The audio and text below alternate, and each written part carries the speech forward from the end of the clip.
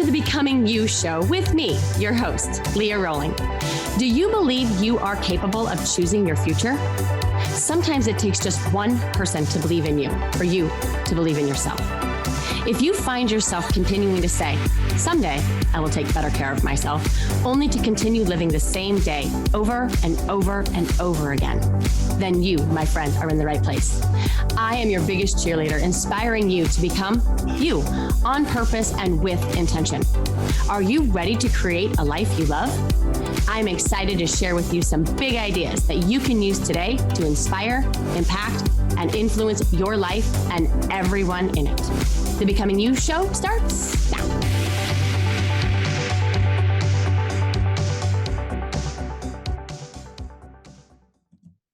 Hello, my friends. How are you?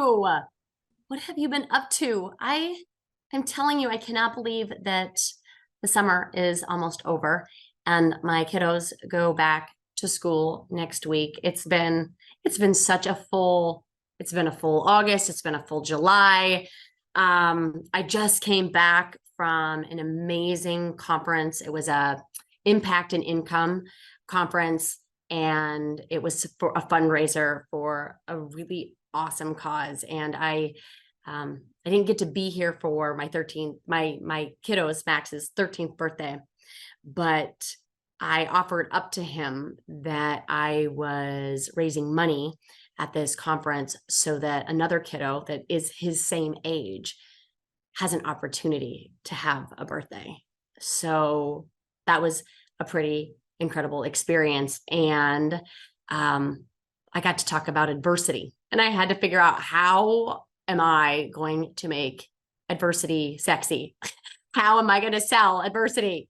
And so that required some forethought and some troubleshooting. So that was good. I co-authored a book, and it is now on Amazon for purchase. I'm so excited. The book is called Shift.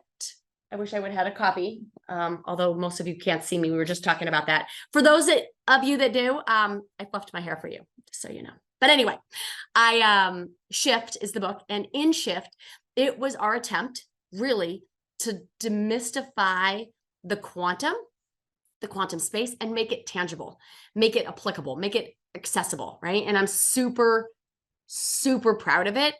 And the program that we're launching along with it, along with the blueprint that we are launching with it, and the certification that we're also doing. So if you've ever thought about, I wonder if coaching's for me, I wonder like what it would entail for me to be certified in some of the tools and strategies and frameworks that I teach about here, like for sure, snag it, get on the wait list so that you are in queue when we launch our first 2-day intensive to really teach people these tools, not only so that they can use them to go deeper into their own life, right? But be able to make the impact to help and coach other people. So that's a little bit about what I've been doing. But for the purpose of this episode, I have to flush out some assumptions because I'm making a few of them. So the first assumption that I'm making is that being strong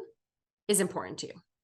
That being physically, mentally, emotionally strong matters to your life satisfaction, to your fulfillment, and to your overall well-being, okay? That's the first assumption. The second assumption that I'm making is that you're still dreaming, right? That you're still wanting more for your life, more abundance, right? Should that be in the form of time or money or health or impact or love or relationships? Irrelevant. The importance lies only in the desire for a shift, for a reinvention, in exploration, in potential and capacity. I'm talking about growth, right? That you have a nudge that is calling you to consider that you have more left to do, more love to give, more to create, that you want to leave a legacy, not unused potential. So those assumptions apply. Being strong mentally, emotionally, physically, spiritually, if that's important to you, and you're not dead and growth is important to you, we're going to move on. Okay. Those aren't important to you. Go find a different podcast. Okay. Right. So when you think about being strong, what does that mean to you? If we think about it in the realm of the physical, I'm always curious to see what Google offers up about topics like this. And this is straight from, right, the source itself. Okay. This is what Google says about strength, or right, strength. Yeah. Having the power to move heavy weights or perform other physically demanding tasks. Able to handle great force or pressure. Right? And this definition makes sense, right? When applied to getting strong in the gym, right? Moving heavier weights is required to get stronger. You literally have to lift heavy enough weights to create a load bigger than what you've been able to lift. Okay. Bigger than your current ability. Okay. To stretch, literally tear the muscle. That's what we need to do in order to get stronger. We know this. And we do it willingly. We go to the gym and we on purpose try to max out. We try to put as much as possible intentionally, right? And most people understand the physical component to our humanness. There is lots of focus on our body, okay? What it looks like, what it weighs, how tall, how short, our hair color. Is it long? Is it short? Is it straight? Is it curly? Okay. We've normalized the gym in this way. We've normalized having personal trainers. Nobody thinks anything of it or is weirded by having a personal trainer. Actually, quite the opposite. People are proud to post their workouts with their trainers, right? They are proud to post and story their weight loss journey. And body love has become a multi-billion-dollar industry because of this normalization. And I get it. I love it. I used to be immersed deeply in that community. And it is important, no doubt, but not at the expense of the rest of us. Think about it.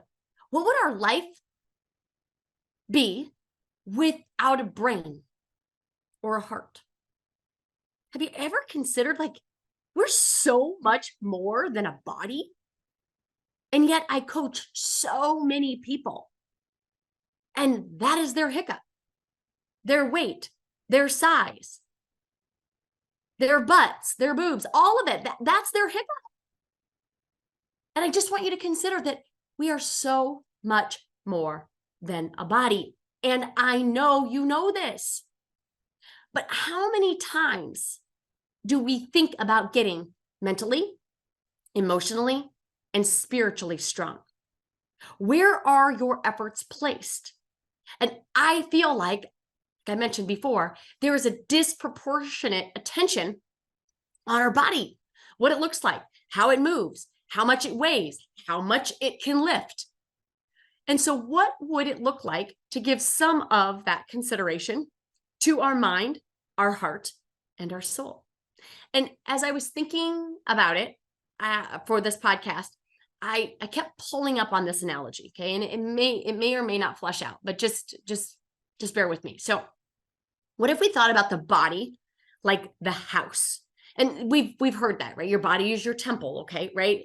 And yes, we want a nice looking house. We want it to function well. We want it to keep out the rain and the snow and the heat and all the outside elements, okay? But where do you actually live? Where do you live? We live inside, right? The mind is the architect. Okay, the mind designs the house according to what you want, what you believe is possible. And the heart and soul of the house, yeah, that's where we eat. That's where we sleep. That's where we love. That's where we giggle. That's where we hug. That's where we create. That's the home of the house. And the better we protect the home, the better our lives become. And I'm not saying to not go to the gym. I'm not saying not take care of our bodies and love on them. I'm just on a mission to shift the focus, even if 1 degree. Okay? When people talk about going to the gym, to do a workout, everyone knows what that means, right? But I was at a workshop last month and I was talking about the importance of doing this work that we do here on this podcast and that I do in my coaching, in my programs, and my workshops, okay? And a brave soul asked what I meant by that. I want to get to a place where every human on the planet not only knows what doing the work means, but is actually doing the work. So, how did I answer that question? What does doing the work mean? And before I answer, what does it mean for you? I want you to capture that, maybe in a journal, maybe you hit pause. What does doing the work mean? I gave him a much shorter answer, right, than I'm going to give you today. But essentially what I said was doing the work to train our minds, our emotions, our actions, so that we become stronger, more resilient, and ready to play all out in this life. Okay. Just like you train the muscles in the gym to get stronger so that you can move well, look well, age well. Okay. We need to train our minds and our hearts and our souls to live well. So how do we do that? That's what we're going to talk about today, doing the work. So let's start with the mind. Okay. And if you've been with me for a while, you know this work. If you're new, welcome. Okay. But mind management starts and ends with thought recognition, AKA awareness. We must know what we think and manage it. Okay. Just like we would track our progression at the gym. If you lift weights, you know your max. You know your 90, your 80, your 70% of the load that you lift and the subsequent rep counts to condition and stretch each of the muscles in the body. Okay. If you're training for a 5K, a 10K, a half marathon, an ultra, you track the mileage, you track your pacing. Why? So that you can monitor your progress, your fitness, to see what you are capable of. Okay. There is a physical soreness on the other side of that work that you welcome, by the way. Same thing with the mind. We have to track our thoughts. And I want you to think about it like thought downloads or a thought audit.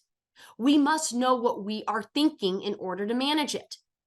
So when I did personal training, I would always start with a fitness screening. Okay. It was called an FMS, functional movement screen. Okay. From there, I knew what areas of our body we needed to strengthen and we needed to stretch. I knew what the baseline was for each movement. I knew what they could lift, right? For the bicep curls, for tricep extensions, upright rows, squats, deadlifts, all of it. Okay. I knew how many push-ups and sit-ups they could do. I knew their starting point. So what's your starting point mentally? What is the FMS for your brain? What's your functional mind screen? Okay. What areas of the mind need strengthened? What areas of the mind need stretched? And when we think about strengthening our mind, I think about perceptions, beliefs, patterns of thoughts. Are they strong or are they weak? Are they in abundance or are they in scarcity? Are the thoughts in capability or are they in security? How many of us are strong in body, but weak in thought? Okay, what about stretched? How many of us are still just setting SMART goals? Okay, setting SMART goals is the equivalent of going to the gym and lifting the same weights that you've always lifted. It's picking up those 5-pound weights and repping out 10 to 12 reps 3 times and wondering why you're not getting any stronger. Yes, it's comfortable. Yes, you know you can do it. No problem. Okay, therefore realistic. Okay, meaning you've done them before. Okay, meaning you don't have to do anything different, which ultimately means that you don't have to think any different. You don't have to feel any different. You don't have to become anything different. I want you stretching your brain to think in impossibilities, because the minute you do that, you are going to be required to think differently, feel differently, which we'll talk about next. Okay, this is when you tap into the power of the mind. The minute you give yourself an impossible goal to work towards, you put it in your mind as now a possibility for your conscious to choose from. How many of you have ever done a workout that you thought was going to be impossible, that you had never done before, and you tried it anyway? Maybe successfully, maybe not. But here's what I know for sure. If you kept working towards the goal, whatever it was, with an obsessive passion, right? There's nothing you can't do. Okay? That's also true with our minds. I want us failing on purpose to develop a strength that you didn't even know was possible because you've been avoiding failure. This avoidance to failure, this avoidance to negative emotion, this avoidance to being embarrassed or being frustrated, or all of it, okay? Being open to it and being willing to embrace it creates a psychological soreness that I promise you will serve you well as you continue to grow and expand and serve and create for your life and your communities and your legacy. So what about doing the work emotionally? You know this one's my favorite, guys. Why? Because I believe when you cultivate the skill of processing your feelings instead of projecting them, you will stop being afraid of your life. When you get good at feeling adversity, when you get good at feeling fear and failure and resentment and regret and bitterness, and when you process all of these emotions through rather than trying to escape them or buffer them or find them away, you create a resiliency, you create a tolerance, you create a grit, right? In other words, you become unstoppable. Okay, the only reason you are not where you want to be in your life right now is because of a feeling. I want you to think about that. I want you to think about a result that you currently do not have in your life, as if I was coaching you right now. And I want you to be honest with yourself without the shame, the blame, without any of that. The only reason you don't have it is because you're not willing to feel. The reason you don't have the business you want, the reason you don't have the team you want, the reason you don't have the health, the wealth, and relationship you want is because you are avoiding what you believe to be an adverse emotion. You don't want to be embarrassed. You don't want to be disappointed. You don't want to be let down. You don't want to fail. You don't want to be seen starting small. You don't want to put yourself out there to be seen. You don't want to not be liked. What if you were willing to embrace and be open to all of these feelings? What would you choose to start doing? If it was just a negative emotion? What if you'd be willing to be a little embarrassed? It's no problem. What if you were willing to not be liked? What if you were willing to be wrong? What if you were willing to fail over and over and over again? What would you start doing? What would you stop doing? In this space all the time, people say, what would you be willing to do if you knew you couldn't fail? And if that helps you with your dreams and getting the results and having the success that you want in your life, keep it, okay? But I want you to consider, what if failing was part of the plan? What if I asked you to fail on purpose? What if part of your goal progression was X amount of fails, just for the sake of getting good at failing? Why? Because the better you get at failing, the better you get at feeling. And when you know that nothing has gone wrong, that you will not die, okay, that you will just experience a vibration in the body from which you can feel and heal and learn from, you stack the most important skill, the most important work that you can do in this lifetime. And that is discovering your sense of self. Nothing else matters without that. I have heard people say that being your authentic self is easier than being someone else. I just read that. And I just haven't found it to be true for myself. The work for me was to unlearn how I was by committee, meaning who I was for my dad, who I was for my mom, my sister, my brother, my friends, and relearn who the hell I was. Shredding my false formulas, shedding my self-imposed limitations on what I thought I could do, what I thought I couldn't do, what I wasn't good at, shedding my people-pleasing and perfectionistic tendencies. Essentially, I had to unbecome to become. This is the work. And I call it work because it's hard. And I've grown to appreciate the hard, because we do not grow in ease. I do not expand in ease. Just like I don't get stronger by going to the gym and picking up the same 8-pound weights that I've always done and repping them for 10 and 3. And be checked, I did my workout. And then I wonder why my physique doesn't change. And I wonder why I don't get any stronger. And I wonder why when I try to go to lift the 10 pounds, I can't. Because I didn't even give myself a chance. I don't get stronger thinking and feeling how I always have. Okay, this is the invitation for more growth, more abundance, more freedom. But it's not going to come from doing what you were doing yesterday. It's not going to come from thinking like you thought yesterday. It's not going to come from continuing to escape and avoid your feelings. Okay, so the more you embrace the 50-50 of our humanness, the more you can stop shooting all over your life, shooting it away, thinking that it should be different, that other people in it should be different some way, and rather step into it without permission, without committee, without apology, and just live it already.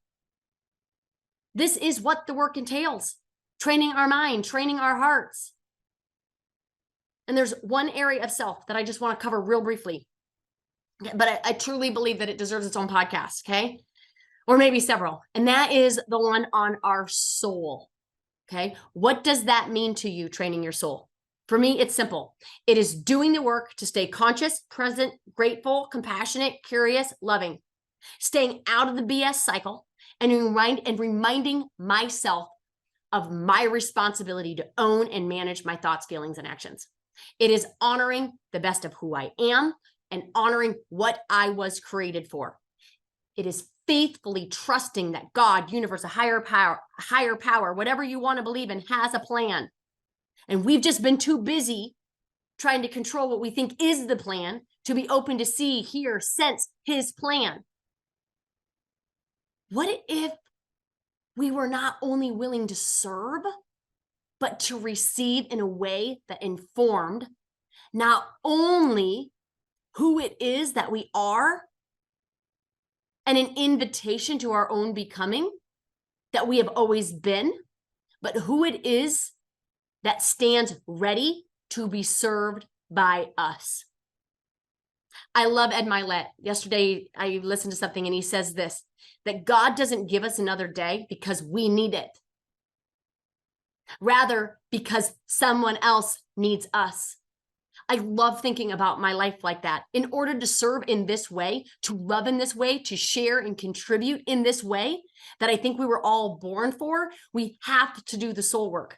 The work that starts with clarity around who we are and who we're not, what you tolerate and what you don't, how you spend your time and how you won't. It's creating this rhythm that I like to talk about here on the podcast in your life that's both energizing and contagious. It's loving yourself unconditionally, loving the awesome and the mess, right? Loving the good and the bad, loving the accomplishments along with the regrets and the shortcomings and the worthy efforts. It's embracing the essence of who we are and reminding ourselves that we are capable, that we are made for this, born for this. What if the way to a stronger body was through a stronger mind?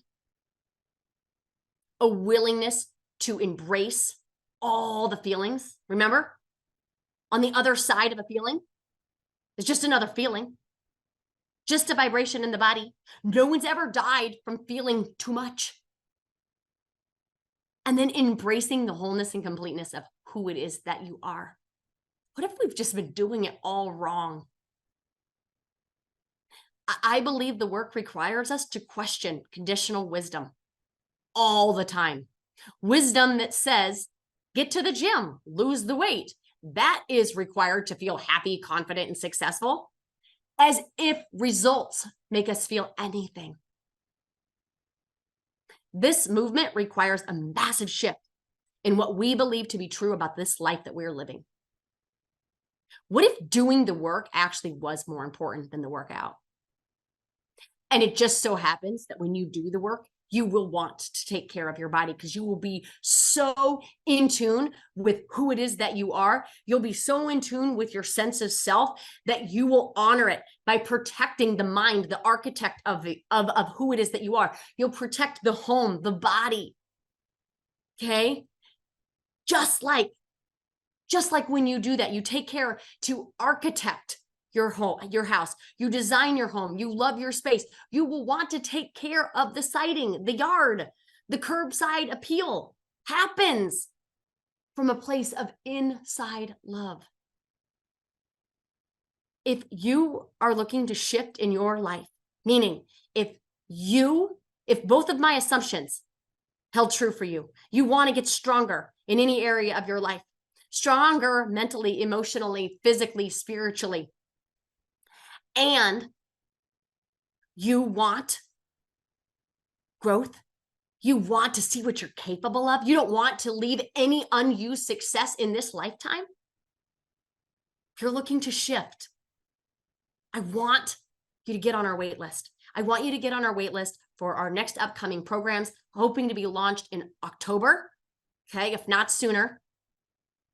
But we're going to be launching these 3 different programs as it relates to shift so that we can better shift our mind, shift our emotions, shift our bodies, shift our capacity and our capabilities so that we can have massive levels of success and whatever success looks like for you. If it's wealth, if it's health, if it's leaving a legacy, if it's contributing more, if it's creating more, whatever it is, I want to see you in there. Okay. And so also, okay, 2 more things. Shift, the book is ready for purchase on Amazon. Okay. So if you want to take a deeper dive into that and the work that I shared with you already today, you can do that.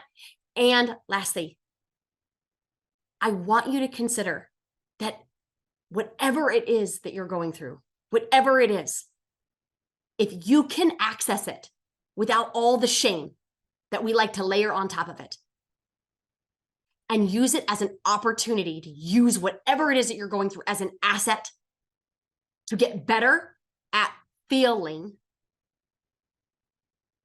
you will cultivate a sense of self that is stronger, more flexible, and more resilient than you thought was ever possible.